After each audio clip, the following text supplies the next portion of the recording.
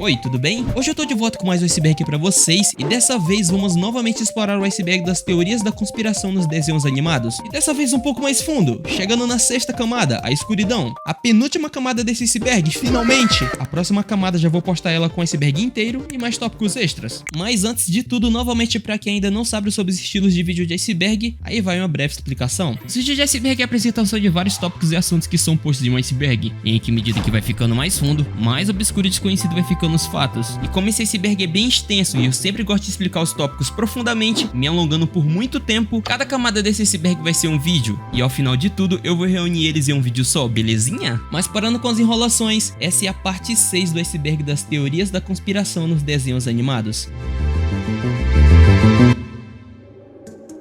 A escuridão.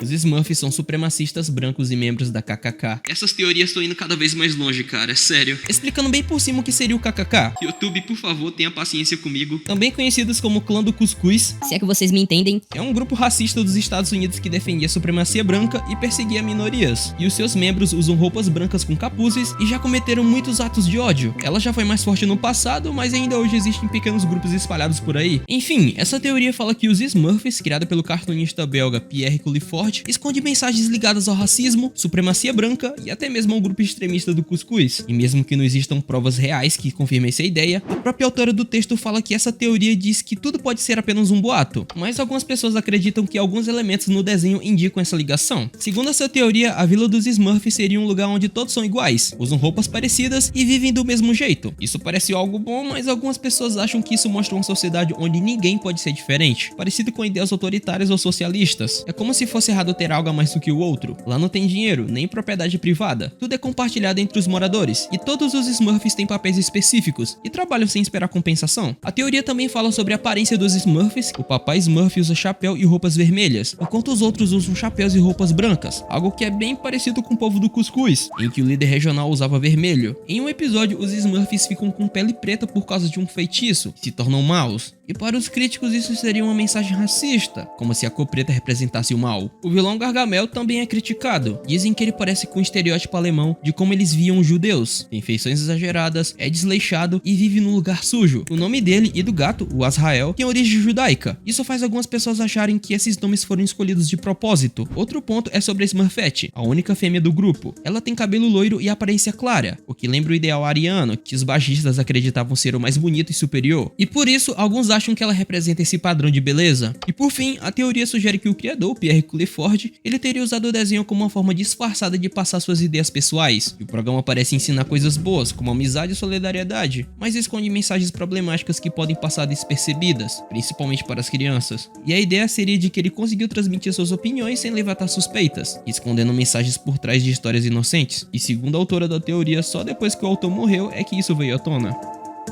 Os pais de Dexter foram criados artificialmente. Essa teoria, ela diz que os pais de Dexter não são reais e eles teriam sido criados artificialmente por ele mesmo, depois de um terrível acidente. A ideia é que quando ele era ainda bem novo, o Dexter estaria fazendo experiências no seu laboratório secreto, quando de repente um experimento deu muito errado e isso acabou resultando na morte da sua família verdadeira. E sentindo culpa e tristeza profunda, ele teria usado toda a sua inteligência para recriar sua mãe, seu pai e sua irmã Didi, tentando trazer de volta a família que perdeu. E essa teoria parte da seguinte pergunta: por que o Dexter esconde o laboratório, mesmo sendo um gênio conhecido com prêmios e ótimas notas? E mais, em um episódio vemos que ele já mostrava suas invenções quando era bebê. Então, por que esconder agora? A resposta da teoria é que ele estava escondendo a verdade. Não só o laboratório, mas o fato de que sua família é uma invenção. O próprio encerramento do desenho já diz pistas, quando tem uma parte da música que diz: surpresa é muito grande quando as coisas fazem boom. Laboratório de Dexter. Pode ser uma referência indireta ao suposto acidente que matou seus pais. E mais, em quase todo episódio, a família sofre acidentes, seja explodindo ou virando monstros, e no dia seguinte estão todos bem, como se nada tivesse acontecido. E isso poderia ser porque o Dexter fez eles à prova de danos, justamente para que nunca mais os perdesse de novo. Além disso, a teoria explica por que a família do Dexter é tão bobona. O Dexter teria programado seus pais e a Didi para serem simples, quase ingênuos, para que nunca desconfiassem da verdade ou ficassem mexendo no laboratório. Até mesmo a Didi, que vive lá dentro, não entende nada e só atrapalha. Talvez porque o Dexter recriou ela assim de propósito, para ela continuar sendo curiosa, mas inofensiva. Em outros episódios, ele mostra habilidades impressionantes, consegue clonar pessoas e até trocar o cérebro delas. E isso prova de que ele tem tecnologia suficiente para recriar sua família. E no episódio Combate Maternal, por exemplo, quando a mãe dele fica doente, ele reage como se aquilo fosse impossível, dizendo que mães não ficam doentes. E essa frase estranha pode mostrar que ele estava percebendo que algo estava errado com a programação dela, já que foi ele mesmo quem a criou. Snoopy é um senhor do tempo de Doctor Who. Bom, essa teoria é mais uma brincadeira do que algo sério, mas enfim. Essa teoria foi sugerida pelo autor Jim Haynes, que segundo ele, há várias pistas do universo de Peanuts que podem ser interpretadas como sinais de que o Snoopy, na verdade, é uma criatura com habilidades de viajar no tempo e no espaço, ou seja, um senhor do tempo. E um dos pontos centrais da teoria é a casinha do Snoopy, que aparentemente é muito maior por dentro do que por fora, exatamente como a TARDIS, a nave do Doutor em Doctor Who. E não é só isso, em algumas tirinhas e nos desenhos, a casinha parece voar, o que também parece com a nave do Doutor, que viaja pelo tempo e pelo espaço. Outro elemento da teoria é o Woodstock, o passarinho amarelo que sempre acompanha o Snoopy. Mesmo sem falar a mesma língua, eles têm uma relação muito próxima, como as dos doutores com seus acompanhantes. Algumas pessoas até dizem que o Woodstock foi fragmentado no tempo e no espaço, só para ajudar o Snoopy nas suas jornadas. O Charlie Brown também faz parte dessa teoria, sendo comparado ao Rory Williams, um personagem de Doctor Who que é meio atrapalhado, mas muito fiel aos amigos, igual Charlie. Além disso, Snoopy vive inventando personagens diferentes para si mesmo, como quando finge ser piloto de avião na guerra, espião ou até advogado. E isso lembra muito os doutores da série, que mudam de corpo e jeito de ser várias vezes, como se fossem novas versões da mesma pessoa. Mas de fato o Snoopy é brabo mesmo, um dos meus personagens favoritos. Professora perfeccionista do Coragem é uma invenção da sua imaginação. Isso aqui eu acho que quase nem chega a ser uma teoria. Na própria Wikifandom dela já tem uma especulação sobre isso, mas enfim. Essa professora fez sua única participação no último episódio de Coragem, chamado Perfeito. E ela foi a vilã desse episódio, ensinando a Coragem a não cometer mais erros e ser perfeito. Não tem muito o que comentar e teorizar sobre, até porque isso fica meio que explícito no episódio. No fim dele, quando Coragem aprende a se aceitar e suas inseguranças vão embora, a professora automaticamente derrete, ficando meio que na cara que tudo isso era coisa da mente dele, todas as inseguranças materializadas em um ser, que era a professora. Porém, também existe uma teoria de que é possível que ela seja uma espécie de espírito que se manifesta onde existem dúvidas e inseguranças, já que Jill Lung também foi um dos seus alunos antes. De qualquer forma, isso ajudaria a explicar por que apenas certos personagens conseguem vê-la, e por que mais tarde ela se dissolve quando Coragem finalmente aprende a se aceitar.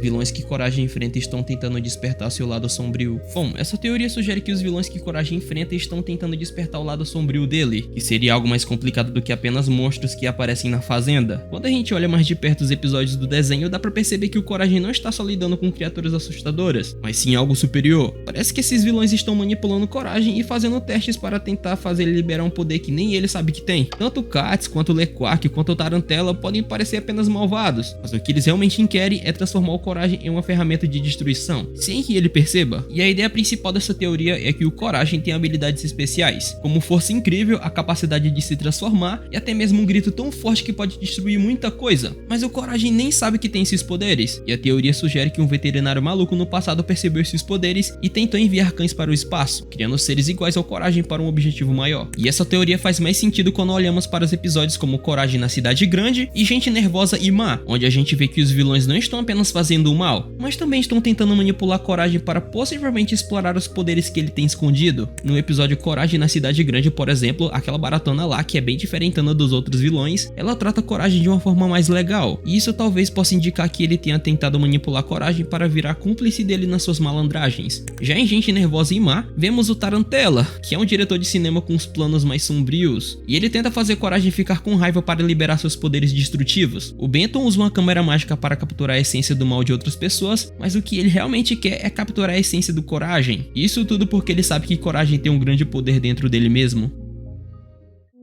Cérbero, o cão covarde. 3 teorias de Coragem seguidamente, meu irmão. Essa teoria diz que o desenho do Coragem, o cão covarde, é uma metáfora para o inferno. O lugar onde o Coragem mora, que se chama Lugar Nenhum, seria na verdade o inferno. Um lugar vazio, sem esperança, cheio de perigos estranhos e monstros. O Coragem seria o Cérbero, que na mitologia grega seria um cão de múltiplas cabeças que guarda a entrada do mundo superior, ou seja, o guardião do inferno. E assim como o Cérbero impede que as almas saiam do mundo dos mortos, o Coragem estaria em Lugar Nenhum para impedir que o mal tome de conta de sua sua casa, e ele enfrenta vários inimigos e criaturas estranhas, não por ser corajoso de verdade, mas porque ele ama Muriel, que na teoria representa a humanidade. O Eustácio, que vive reclamando e odeia tudo e todos, é visto como uma espécie de Satanás, alguém que governa o inferno com ódio. Já Muriel representa a bondade e o lado humano, que Coragem faz de tudo para proteger. Essa teoria eu acabei pegando de um subreddit chamado Fanteorias, em que um usuário encaminhou essa imagem que ele deve ter pego de alguma comunidade do desenho do Coragem. E uma das partes mais simbólicas do texto é quando diz que Muriel vê várias cabeças em Coragem quando o perigo aparece, como se ele tivesse múltiplas personalidades ou formas para proteger ela, assim como o Cérbero da mitologia que tem 3 cabeças. Então, segundo essa teoria, Coragem não é só um cachorro medroso, ele é uma criatura poderosa e fiel, presa no inferno, que enfrenta o mal por amor à sua dona. O Pokémon lendário no episódio 246 é o Mega Gyarados. Na 5ª temporada de Pokémon temos o episódio 246, chamado aqui no Brasil de Iluminem Tudo, que faz parte da saga de Johto e foi ao ar em 2002. No título do tópico está dizendo que é o 244, mas na verdade é o 246. Confusão com a numeração dos episódios de Pokémon não é algo novo, mas enfim. Durante esse episódio, o grupo acaba entrando em um tipo de transe onde veem seus sonhos e desejos para o futuro. E um desses momentos é o de Misty, em que ela se imagina perseguindo um Pokémon que ela chama de Pokémon Aquático Legendário. Esse Pokémon acabou não tendo um visual totalmente claro, aparecendo apenas como uma silhueta, e na época na Pokédex não tinha nenhum Pokémon que se parecesse com aquilo. Mas os fãs mais atentos notaram que essa silhueta se parece muito com a do Mega Gyarados, forma que só seria apresentada oficialmente mais de 10 anos depois, em 2021. Quando um Gyarados Mega evolui, ele ganha grandes barbatanas parecido com velas nas costas, e o seu corpo fica mais compacto, ficando quase do mesmo jeito da silhueta do Pokémon que a Misty viu. E o mistério tá aí, como o anime poderia ter mostrado algo que só viria a ser lançado muito tempo depois? Talvez seja coincidência, ou os animadores poderiam ter usado algum design de Pokémon inacabado, ou que tenha sido rejeitado, que mais tarde se tornaria o Mega Gyarados. E essa teoria lembra bastante o que aconteceu no primeiro episódio do anime, quando o Ash vê um Hu-Hu dourado voando no céu, algo que ninguém sabia o que era na época, já que o Hu-Hu só foi apresentado oficialmente na geração seguinte, e por isso muitas pessoas acreditam que os criadores do anime, ou os artistas envolvidos nessas cenas, já tinham ideias guardadas que só seriam usadas anos depois, ou então só poderia ser coincidência mesmo, que acabou criando momentos que pareciam ser mensagens do futuro. O interessante disso tudo é que a Misty tem um histórico com Gyarados. Ela tinha um medo muito grande desse Pokémon, que ela acabou superando em um episódio de Crônicas Pokémon, que terminou com ela pegando um Gyarados. E mais tarde, em Pokémon Sun e Moon, a Misty acabou aparecendo novamente com seu Gyarados, e usando uma Keystone e uma Mega Stone, evoluindo o Gyarados dela para Mega Gyarados. Então meio que o anime realmente previu o futuro. Hora de Aventura e Flapjack estão no mesmo universo. A essa altura do campeonato eu creio que quase todo mundo hoje em dia já sabe dessa teoria. Ela deveria estar em alguma camada mais superficial desse iceberg. Bom, essa é uma teoria bem antiga que diz que os dois desenhos estão no mesmo universo. O mundo de Flapjack está em uma parte do planeta que não foi tão afetada assim pela Guerra dos Cogumelos, e por isso a tecnologia e a sociedade parecem mais normais entre aspas. E o grande objetivo de Flapjack, que é encontrar a Ilha Doce mencionada pelo Luiz Hortelã e o Capitão Falange, na verdade seria um mal entendido. Essa ilha na verdade seria o Reino Doce. O Luiz Hortelã disse que até teria visitado esse lugar e se inspirado na princesa para criar sua esposa Doce, e isso justificaria alguns humanos que aparecem em Hora de Aventura, igual o Phil. Ele poderia ter naufragado e parado em U, até que em 2023, na série de Fiona e Cake, no episódio 4 da série, chamado de Prismo, o Mestre dos Desejos, o Prismo explica que os desejos que ele recebe exigem que ele crie realidades novas alteradas. Daí ele acaba mostrando algumas realidades, igual a de Farm World, e em um momento ele mostra o desenho de Flapjack, falando que essa realidade já existia, meio que confirmando que esses dois podem até não dividir o mesmo mundo, mas com certeza fazem parte do mesmo universo, mas em realidades diferentes. O preparo de chá de Iroh em Avatar A Lenda de Aang representa sua crença no equilíbrio dos 4 elementos. Essa teoria diz que o amor do tio Iroh por fazer chá em Avatar representa algo muito maior do que apenas gostar de chá. Na verdade, isso seria meio que uma crença dele no equilíbrio entre os 4 elementos: a água, a terra, o fogo e o ar. E na ideia de que todos devem trabalhar juntos para criar um mundo melhor. Durante o desenho, o Iroh muitas vezes parece ser apenas um velhinho tranquilo que gosta de chá e de filosofar, mas com o decorrer da série, em que a gente vai conhecendo melhor o personagem, fica claro que tudo que ele faz tem um significado mais profundo. Um exemplo disso é quando ele explica para Zuko que entender os 4 elementos ajuda uma pessoa a ter uma visão mais completa do mundo, se tornando alguém mais sábio e equilibrado, não só como dobrador, mas também como ser humano. E quando paramos para pensar no processo de fazer chá, vemos que isso pode simbolizar exatamente o que Iroh acredita. Para fazer chá, você precisa dos 4 elementos trabalhando juntos. O barro da terra é usado para fazer os bules e as xícaras, a água, que é o líquido essencial para a infusão, o fogo, que aquece a água para preparar o chá, e o ar, que que é usado para esfriar o chá quente, soprando ou simplesmente deixando que o ar esfrie naturalmente. E sem um desses elementos o chá não ficaria pronto, ou ficaria ruim. Ou seja, o chá só existe de verdade quando todos os elementos estão em harmonia. E isso se conecta diretamente com a filosofia de Airo. Ele acredita que o verdadeiro poder não vem do domínio de um único elemento, mas da compreensão e respeito por todos. E para ele, o chá se tornaria um símbolo dessa harmonia. A Viagem de Chihiro é uma metáfora para prostituição. Existe uma teoria que diz que o filme da Viagem de Chihiro de 2001 é na verdade uma metáfora sobre prostituição, especialmente a prostituição infantil no Japão, que é um assunto bem sério e para não ter problemas com o YouTube, eu vou trocar essa palavra por exploração, que tem o mesmo sentido, mas é menos pesada. Enfim, a gente pode notar isso depois de reparar com atenção alguns detalhes do filme, que parecem carregar significados mais profundos do que apenas uma história de uma menina que foi presa em um mundo mágico. No início do filme, os pais de Chihiro comem uma comida que não é deles, e eles acabam sendo punidos por isso, se transformando em porcos. E isso pode ser entendido como uma comparação com pessoas que tomam decisões sem pensar, e acabam entrando em situações difíceis, como dívidas, e acabam presas em trabalhos forçados, o que acontece com muitas garotas que acabam se submetendo à exploração para pagar contas ou sustentar a família, igual Chihiro, que entrou no mundo mágico para salvar seus pais. Quando a Chihiro entra no mundo dos espíritos, ela perde seu nome e passa a ser chamada por outro, e isso representaria a perda de identidade que muitas pessoas passam nesse tipo de ambiente. Além disso, na versão japonesa do filme, ela é chamada de Yuna, um termo que era usado antigamente para meninas que trabalhavam em casas de banho, lugares que muitas vezes também funcionavam como bordéis. A própria casa de banho onde a história se passa tem semelhanças com esses locais, tanto na aparência quanto no funcionamento. A maioria dos clientes que aparecem no filme são homens, enquanto as trabalhadoras quase todas são mulheres, e isso dá a entender que aquele lugar é controlado principalmente por homens e feito para agradar eles. Os poucos homens que trabalham ali não fazem nenhum serviço pesado,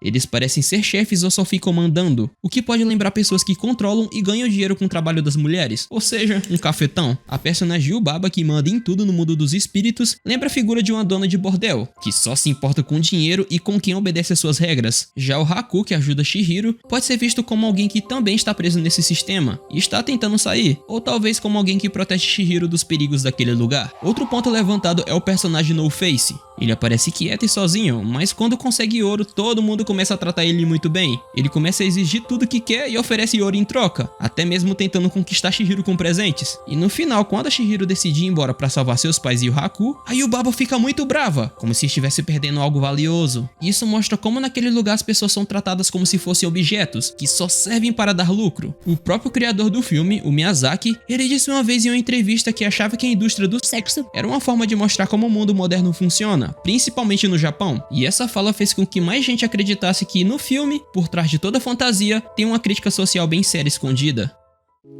As três meninas superpoderosas representam as três partes da mente de uma única garota. Nas águas rasas desse iceberg, eu acabo abordando uma teoria bem parecida, que as meninas superpoderosas na verdade não são três personagens diferentes, mas sim partes de uma única personagem chamada Brenda. Mas segundo essa teoria, o professor, ao tentar criar a garota perfeita, criou uma única menina superpoderosa, porém somente era poderosa demais para ficar em um corpo só. Então ele acabou dividindo em três personalidades separadas: Florzinha, Lindinha e a Docinho, com cada uma representando uma parte da mente dessa menina superpoderosa: o superego, o ego e o ID, ou seja, o lado racional, o lado equilibrado e o lado impulsivo, respectivamente. E esse é um conceito conhecido na psicologia. Nesse sentido, a Lindinha seria a parte mais calma e gentil, aquela que pensa no bem e tenta manter tudo em paz, algo parecido com o ego, que tenta equilibrar os nossos desejos e o que é certo. A Florzinha seria a parte mais racional e crítica, sempre tentando fazer escolhas mais corretas e inteligentes, parecido com o que a psicologia chama de superego, a voz da razão e da consciência. Já a Docinho seria o lado mais impulsivo, rebelde e que age por instinto, conhecido como ID, que é a parte mais selvagem e emocional da mente.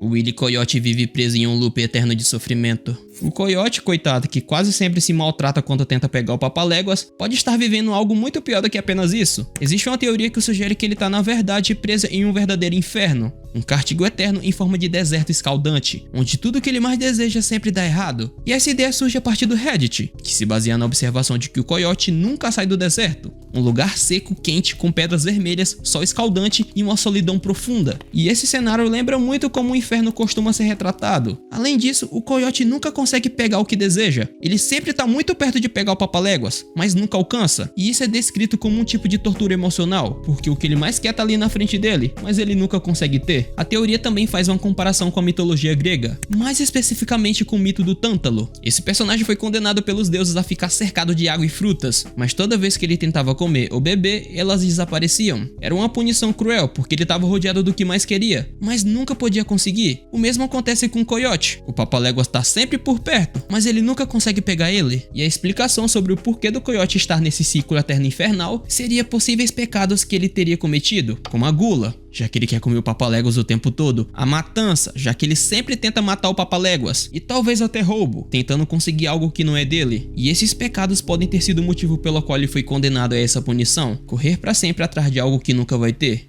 Igual você com aquela menina que você gosta. Ah, a realidade é dura, cara.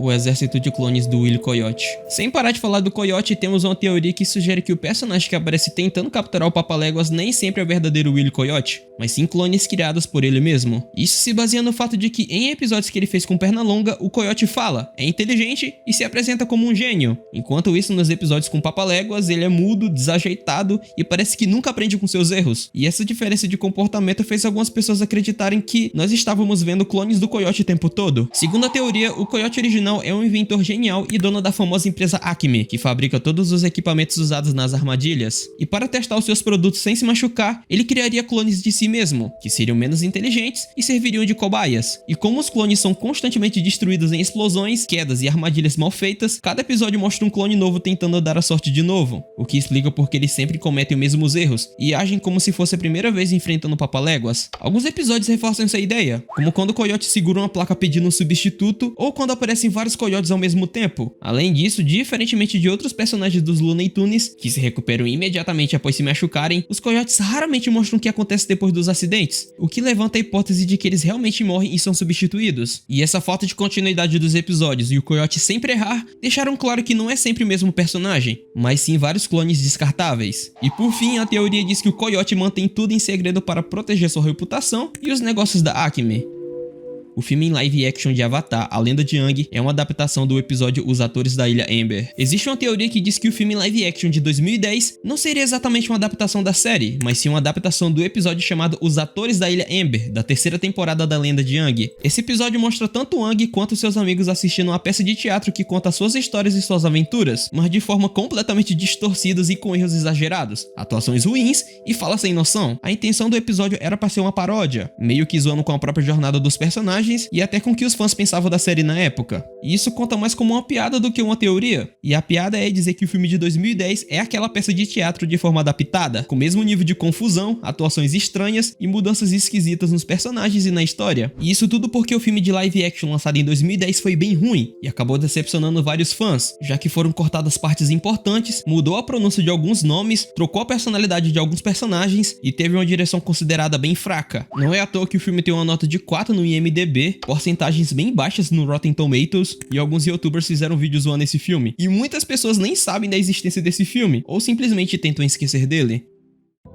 O incidente de Muninite de Boston foi planejado para gerar mais publicidade. O incidente Muninite de Boston aconteceu em janeiro de 2007, quando alguns dispositivos com luz de LED foram espalhados pela cidade de Boston, em alguns locais públicos, como pontes, túneis, viadutos, e isso tudo como uma parte de uma campanha publicitária para o filme do Aqua Teen Hunger Force, do Adult Swim. E esses dispositivos mostravam personagens pixelados chamados Muninites, mas acabaram sendo confundidos com explosivos por moradores e autoridades locais, causando pânico, bloqueio de ruas e acionando a polícia, equipe de bombeiros e até o esquadrão antibombas em vários lugares da cidade. Só depois se descobriu que era apenas uma ação de marketing. Isso tudo acabou gerando críticas a Turner Broadcasting, a dona da Adult Swim, que pagou uma multa milionária de $2 milhões. Eu até falei um pouco sobre isso no meu vídeo do Iceberg Dash do Cartoon Network. Enfim, a ideia disso tudo era gerar curiosidade e atenção gratuita na mídia, o que de fato aconteceu, mas de forma negativa. De fato, desde o começo, a intenção original era criar um marketing viral, para atrair a atenção do pessoal pro filme. Porém, o resultado foi muito mais intenso do que esperado. E tem muitas pessoas que teorizam que todo esse alvoroço das pessoas que confundiram os LED com bombas, todos os agentes de segurança pública que foram ativados e a cobertura inteira da mídia sobre o caso, que acabou aumentando ainda mais o tumulto das pessoas, tudo isso desde o princípio foi planejado pela Turner Broadcasting e possivelmente ela tenha pagado para acontecer isso. Tipo oferecer dinheiro para algumas pessoas denunciarem intencionalmente os LEDs, dizendo que eram bombas. Meus amigos, peguem seus chapéus de alumínio. O motivo pelo qual o balde de lixo é um fracasso. Que o balde de lixo é totalmente falido, todo mundo sabe. Eu mesmo sempre acreditei que o motivo do restaurante do Plankton ser vazio era porque a comida era ruim, e talvez feito de peixe. Porém, existe uma teoria feita por fãs que diz que o principal motivo desse fracasso é que o Plankton está tentando vender baldes de carne para uma cidade onde a maioria dos habitantes são detritívoros, ou seja, criaturas que se alimentam de restos orgânicos e geralmente evitam carne fresca ou processada. Agora uma parada para o momento biologia. A cidade da Fenda do Bikini é formada principalmente por animais como lagostas, moluscos, bagres e robalos, que são em sua maioria comedores de restos do fundo do mar, e não exatamente carnívoros. Embora já tenha aparecido tubarões na série, eles são poucos e provavelmente turistas. E isso indica que o público da cidade não tem costume de consumir carne como alimento principal, e isso já foi confirmado até mesmo pelo criador da série, o Stephen Hillenburg, que diz que o hambúrguer de siri é totalmente vegetariano. Em comparação, a comida que o Plankton vende é feita de peixe moído, ou seja, carne de peixe triturada, e mesmo quando ele faz uma versão artificial que não vende um peixe de verdade, ela ainda é muito parecida com a carne de verdade, tanto no cheiro quanto no gosto e na composição. A teoria diz que uma pequena quantidade dessa carne moída de peixe pode ser comida sem problemas pelos moradores da Fenda do Bikini, porque eles são onívoros, ou seja, comem tanto plantas quanto o resto de outros animais, igual a gente. E por isso a receita original do hambúrguer de siri usava só uma pitada de carne moída de peixe, que seria uma quantidade parecida com o que esses bichos achariam na natureza. O problema é que o Plankton vende grandes quantidades de peixe triturado, e normalmente vem mal cozido ou até estragado, o que afasta os clientes. Várias vezes no desenho alguns peixes passam mal depois de comer ou apenas cheirar a comida do Plankton, e isso acontece porque ele não cozinhou o peixe triturado direito ou simplesmente estava podre. Mas alguns personagens conseguem comer o Chum sem ficar doentes. O Chum, no caso, é o nome da comida do Plankton. Que igual o Patrick, que é uma estrela do mar. Na vida real, as estrelas do mar comem tanto carne podre quanto restos do fundo do mar, então faz sentido. Já o Lula Molusco, que é um polvo, e os polvos comem carne, conhece uma receita mais chique, tipo um fricassê de carne moída de peixe, que é basicamente o Chum bem cozido e preparado de forma elegante. No episódio em que os moradores comem esse prato, eles comem em porções pequenas e bem feitas, e por isso eles adoram, diferente do peixe mal feito pelo Plankton que ele costuma vender. E por isso que o restaurante dele é uma falência. Alô, Leotaco?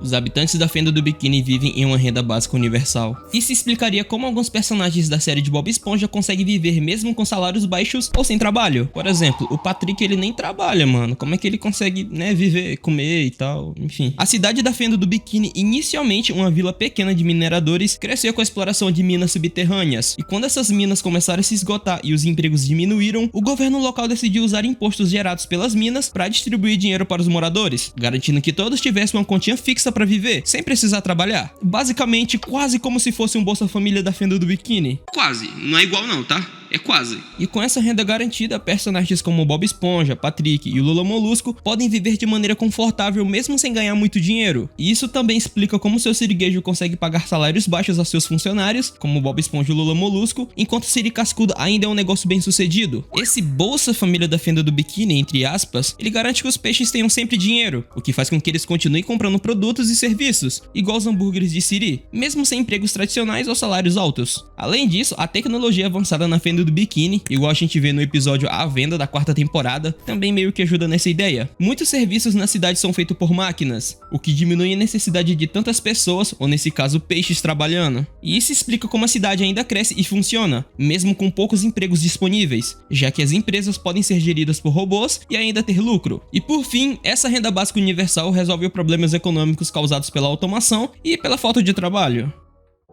James, a locomotiva vermelha, sofre de ansiedade. Em Thomas e seus amigos, cada locomotiva tem sua personalidade única, e mesmo que o desenho seja voltado para o público infantil, algumas pessoas que assistem notaram que James, a locomotiva vermelha, pode apresentar sinais de ansiedade. O James muitas vezes parece querer chamar muita atenção, ele gosta de se sentir especial, elegante e melhor do que os outros, mas quando ninguém elogia ou reconhece o que ele fez, ele fica bravo, chateado ou até desesperado. Isso pode ser um sinal de que por dentro ele não se sente tão confiante assim. Ele age assim porque quer se sentir aceito e valorizado, algo comum em pessoas que têm ansiedade. Em vários episódios, o James ele fica muito nervoso quando comete erros ou acha que vai passar vergonha. Mesmo quando o problema é pequeno, ele reage de forma exagerada, como se fosse algo muito sério. E isso acontece porque ele tem medo de ser rejeitado pelos outros trens, ou de parecer bobo. Outro sinal é que James tem dificuldades em lidar com críticas ou mudanças. Se pedem pra ele fazer uma tarefa que ele acha simples demais ou diferente do que ele tá acostumado, ele reclama ou tenta provar que é melhor. Em vez de se adaptar, ele fica nervoso e estressado. E esse tipo de reação acontece com pessoas que têm ansiedade social, que é o medo de errar ou ser julgado pelos outros. Por fim, o orgulho e a vaidade de James, ele vive se preocupando com a aparência e em ser elogiado, pode ser uma forma de esconder que, na verdade, ele tá inseguro. Ele tenta parecer forte, mas só quer se sentir aceito.